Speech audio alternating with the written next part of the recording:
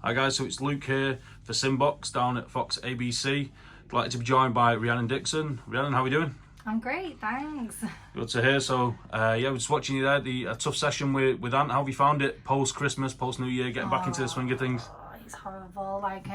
The guy who does my nutrition weighing, who used to do Ants, he's like, enjoy Christmas, you're gonna have a really busy year.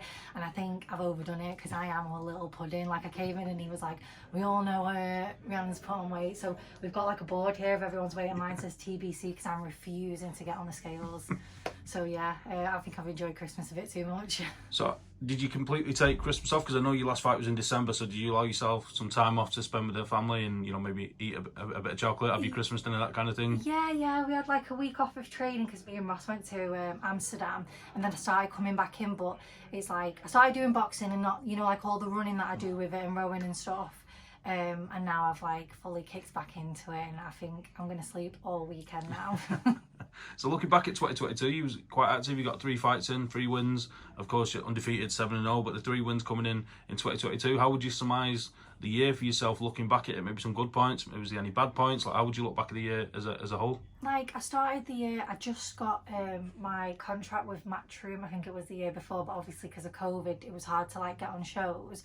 And my opponent pulled out in the Liverpool one, and then in September I actually tore my tendon, so I needed an operation, but I thought, oh my god, my Matchroom debut is in December, like I can't miss that because obviously what happened with Liverpool. So in January I had to have an operation, so I was out for months.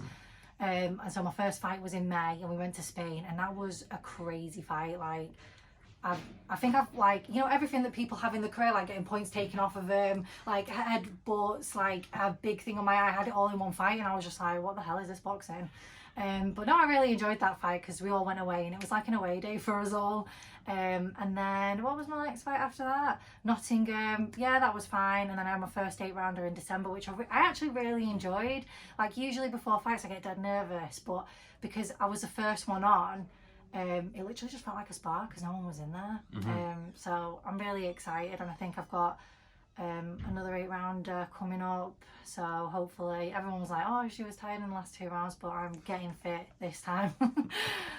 So of course with boxing for female boxers, we look at it now as a whole. Of course, it's not female, it's not male, but in terms of female boxing, I think 2022 was a pivotal year. It's been growing and growing and growing, but just how proud are you to be a part of that? You see the likes of Katie Taylor and Amanda Serrano earlier in the year, and then of course the all-female card on Sky Sports with Claressa Shields and Savannah Marshall. I'm sure it's a really exciting time to be a part of that. Is that something that you're aware of now, or maybe in a couple of years to come, maybe you hang the gloves up, where you look back and think, I was a part of that, or are you fully aware of it as you're enjoying it in the moment? Well, it's weird because like I see them and like I look up to them, and like the all girls show was amazing. I went down to London to watch that, and then like I don't feel like it's weird because you don't feel like you're a part of it, but you are. And then obviously like when I retire, I feel like the girls up and coming now, like they're looking at us, and then I feel like they're going to be even better than all of us, and it'll be really interesting to see what they're like in so many years. So no, I'm really happy to be a part of it. And like you see the best fighting the best, like you said, with Savannah and Claressa and Katie and Serrano, and you've got like Natasha Jonas who fought for free. She had 3 world title fights back to back, didn't she? What a year. I know, so, and then she's going on to do like massive things, and they're all talking about like Claressa fighting all these, and all the girls are not bothered about moving up and down weights. They just want to fight the best and be the best. So it'll be exciting to see what it's like, when I finally get up to that stage, and who's about and what kind of fights can be made there. Well, you kind of touched on it there, and that was going to be one of the questions I was going to ask. Like, you're 7-0 now, and in female boxing, you ladies tend to get moved quicker, into title contention. Is moving up in weight something that you'd be open to? You see Natasha Jonas, perfect example, going up from super feather and lightweight up to 154. Maybe not that kind of drastic, but are you open? Maybe over Christmas it might do you a favour. It might do you a little bit good. But is that something you'd be open to, and if the opportunity arose to maybe get into title contention, a Commonwealth title maybe at a higher weight, would you take that into consideration? Yeah, I mean, like, obviously, I'm so new to the sport. I only started when I was like 22, so I'm basically just being guided by like Anne and mine, calling my S&C, and Wayne and my manager Paul Reddy. So whatever they think's best for me, that's what I'm going to do, because I feel like they've all been in the game for so long. Like, I can only, I have to take advice from them because they'll know. What's that saying where it's like they've forgotten more than I've learned? Do you know what I mean? Yeah. So whatever they think's best, because I fully trust them and they believe in me. So whatever they think, that's what I'll do.